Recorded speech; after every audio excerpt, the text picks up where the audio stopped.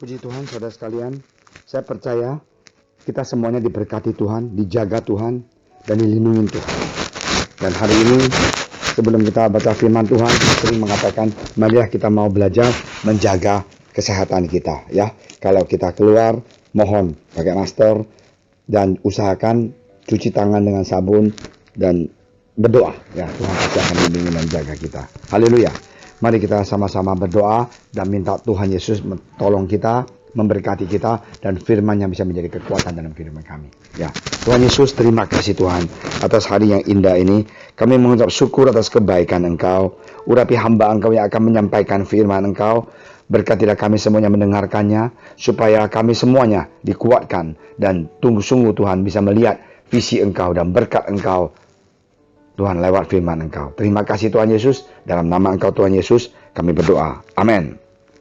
Saudara sekalian, kita terus belajar tentang karakter ya. Dan di sini hari ini kita mau terusin tentang bagaimana karakter kita. Dan kita masih di dalam topik yaitu kerendahan hati. Di sini dikatakan Yakobus 1 ayat 17.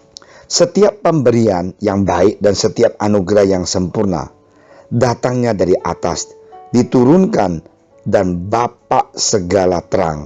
Padanya tidak ada perubahan atau bayangan karena pertukaran. Nah, di sini dikatakan semua pemberian yang baik. Nah, karena itu kita ingat, kita harus mau tahu apa yang kita miliki, apa yang kita dapat, semuanya itu adalah anugerah Tuhan. Di firman Tuhan di Roma juga mengatakan, sebab tidak ada seorang pun di antara kita yang hidup untuk dirinya sendiri, dan tidak ada seorang pun yang mati untuk dirinya sendiri. Sebab jika kita hidup untuk Tuhan, dan jika kita mati untuk Tuhan. Jadi baik hidup ataupun mati, kita adalah milik Tuhan. Hari ini, marilah kita menjadi Kristen yang rendah hati, dan yang ingat bahwa hidup kita ini bukan lagi kita yang hidup, tapi Kristus hidup di dalam kita. It is no longer that I live, but Christ that live in me. Karena itu, segala talenta, segala urapan yang ada pada kita berasal dari Tuhan. Segala berkat, kekayaan, kepintaran harus dikembalikan untuk memuliakan Dia. Tidak sepantasnya kita menyombongkan diri karena keberhasilan kita ataupun kekayaan kita atau kepintaran kita. Firman Tuhan menjelaskan, kita hidup mati buat Tuhan Yesus. Nah, disinilah Tuhan baik sekali. Karena kalau kita lihat, banyak orang sombong itu, justru akhir hidupnya itu dia jatuh. Marilah kita belajar untuk memuliakan Dia. Waktu kita memuliakan Tuhan Yesus, berarti kita merendahkan diri kita. Kita tidak mengambil kemuliaan Dia, kemuliaan Tuhan Yesus. Ingat, apapun juga yang kamu perbuatlah dengan segenap hatimu seperti untuk Tuhan dan bukan untuk manusia. Marilah kita hidup di dunia ini terhadap manusia, terhadap bos kita, terhadap teman kita. Kita baik dengan mereka. Jangan kita sembarangan. Dan firman Tuhan juga mengatakan, tetapi apa yang bodoh bagi dunia dipilih Allah untuk melakukan orang-orang yang berhikmat, dan apa yang lemah bagi dunia dipilih Allah untuk memalukan apa yang kuat.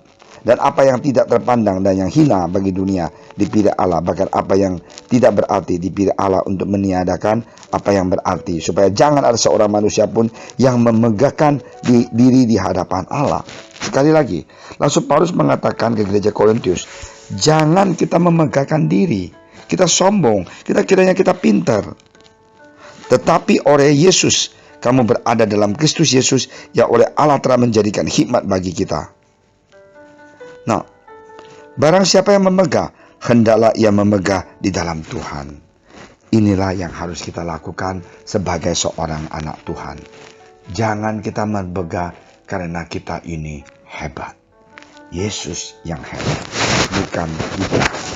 Belajarlah rendah hati untuk mengembalikan kemuliaan Tuhan.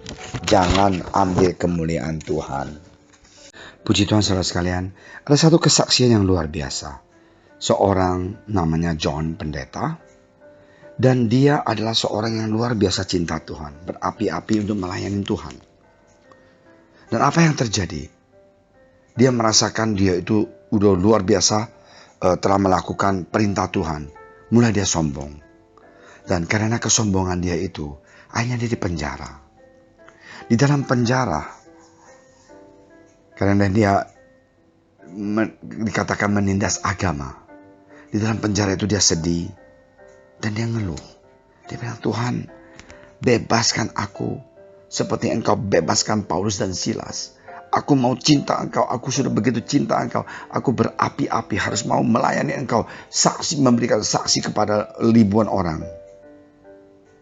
Dia nangis dan dia marah kepada Tuhan. Kenapa harus saya di sini Tuhan? Saudara sekalian, pada suatu hari dia dengar suara Tuhan. Suara Tuhan begitu jelas. My grace is sufficient for you. Anugerah aku cukup buat engkau. 3 kali dia dengar suara ini. Jadi istilahnya jangan paksa kehendak engkau yang terjadi. Biarlah anugerah Tuhan itu melindungi, meliputi Anda dimanapun Anda berada. Saudara sekalian, apa yang terjadi? 2 tahun dia di penjara dan dia tulis buku kesaksian dia, dan dia dapat ilham dari Tuhan, dan akhirnya bukunya laris sampai dijual puluhan juta buku di seluruh dunia. Jadi kadangkala jangan bilang orang biasa, penginjil pendeta pun banyak yang sombong, tidak mau rendah hati. Dikiranya okay, I can do all this thing for Jesus. Saya bisa melakukan hal ini semuanya buat Tuhan. Saya bisa keluar injilin orang lain. Tapi rencana Tuhan itu mau dia dipenjara 2 tahun untuk tulis buku kesaksian. Dia adalah seorang pendeta yang terkenal di Inggris. Dan hari ini kadangkala problem itu datang, masalah itu datang, musibah itu datang. Tuhan mau membentuk karakter kita supaya jadi orang yang rendah hati. Kalau aku bicara pendeta, kalian tidak tersinggung atau penginjil. Tapi kalau memang bilang manusia biasa, kemungkinan kamu merasakan kamu tersinggung. Hari ini, marilah kita ingat, apapun yang kita miliki, apapun yang kita ada, rumah kita, karier kita, kekayaan kita, kepintaran kita, semuanya itu adalah anugerah Tuhan. Karena Yesus sayang pada kita. Dia memberikan the best of the best buat kita. Tiap hari mengucap syukur kepada Tuhan Yesus. Saya sering duduk di mobil, terima kasih Tuhan Yesus punya mobil. Terima kasih Tuhan punya rumah. Terima kasih punya keluarga. Terima kasih punya gereja. Terima kasih punya saudara seiman. Mengucap syukur kepada Tuhan Yesus. Karena apa yang kita miliki bukan dengan keperkasaan kita, bukan dengan kepintaran kita, tapi semua ini adalah berkat dari Tuhan. Karena itu kita patut memberikan kemuliaan buat Tuhan Yesus. Belajar rendah hati. Katakan thank you Lord untuk blessing me. Thank you Lord untuk memberikan saya hikmat. Terima kasih Tuhan untuk membantu saya bounce back, come back.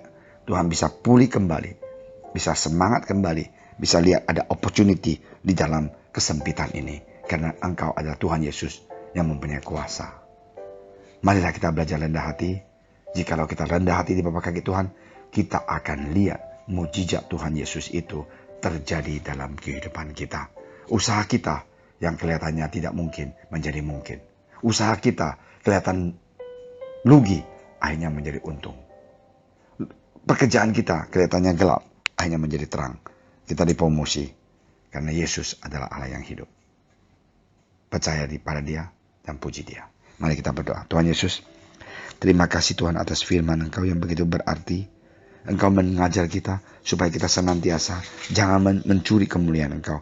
Kami menjadi anak Engkau yang rendah hati dan benar-benar sadar dalam hati kita dan sungguh tulus tahu bahwa semuanya yang kita miliki tidak ada lain adalah berkat dari Engkau. Kami mengucap syukur atas kebaikan Engkau, cinta sayang Engkau kepada kami. Berkatilah kami, berkatilah negara kami, berkatilah Bapak Presiden, berkatilah pemimpin, suster dan dokter semuanya di depan frontline. Lindungi mereka, kesehatan mereka. Terima kasih Bapak, dalam nama Engkau Tuhan Yesus.